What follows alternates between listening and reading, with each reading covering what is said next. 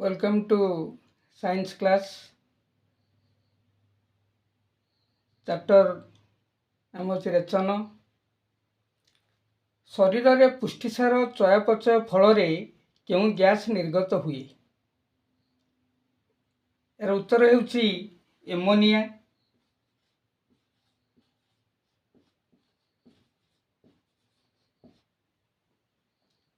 Second, जलचर प्राणी शरीर उत्पन्न होउथिबा एमोनिया को केउं प्रक्रिया द्वारा सीधा सड़क जलीय परिवेश को निष्कासित करिथांती?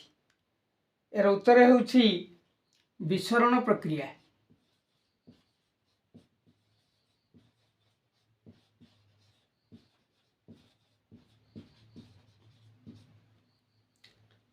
स्थलचर प्राणी शरीर उत्पन्न होउथिबा एमोनिया को केउंथिरे परिणत करी शरीर निष्कासित करिथांती?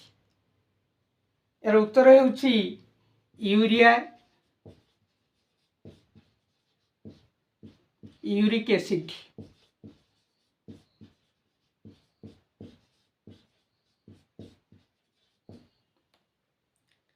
शार्क जातीय माछ शरीर कौन त्याग करिथांती?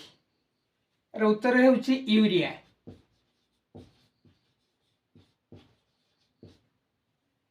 पक्षी, सरीसृप और पतंग शरीर कौन त्याग करिथांती?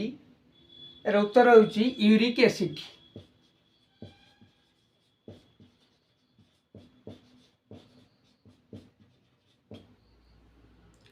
मेरुदंडी प्राणी मानक केउं अंगरे यूरिया उत्पन्न होइथाए?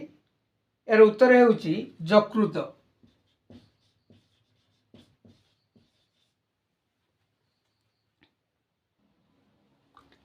यूरिया रो संकेत कौन? यूरिया रो संकेत हेउची NH2 bond CO bond NH2। वृक्क रे रक्तरु कौन अलग हुए? वृक्क रे रक्तरु कौन अलग हुए? यार उत्तर हेउची यूरिया।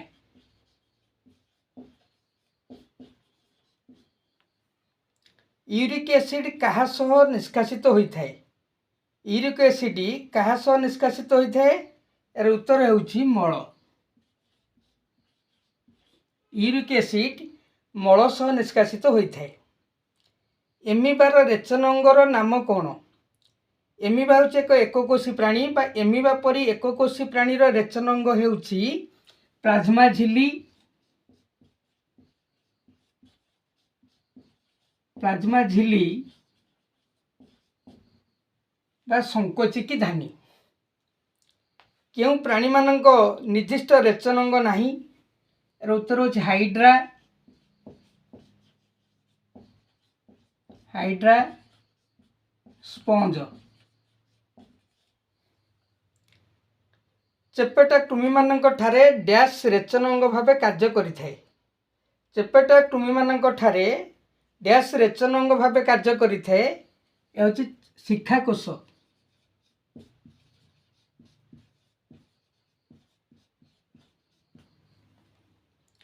जिया, जोक परी प्राणी मानक रे डैश अन्यतम रेचन अंग होची नेफ्रिडिया।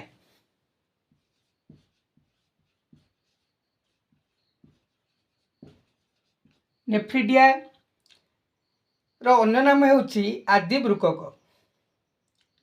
झिंटिका आदि पतंग रे डैश रेचन अंग रो कार्य करिथाए ता होची मालपिजियन नलिका।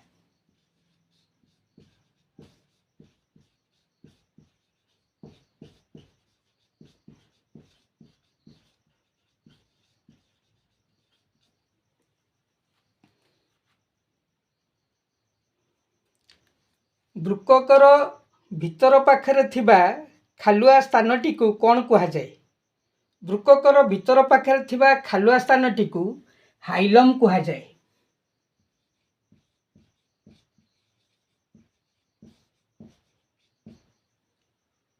केउंथिरे रक्त छणा कार्य संपादित होइथाए? ग्लोमेरुलस।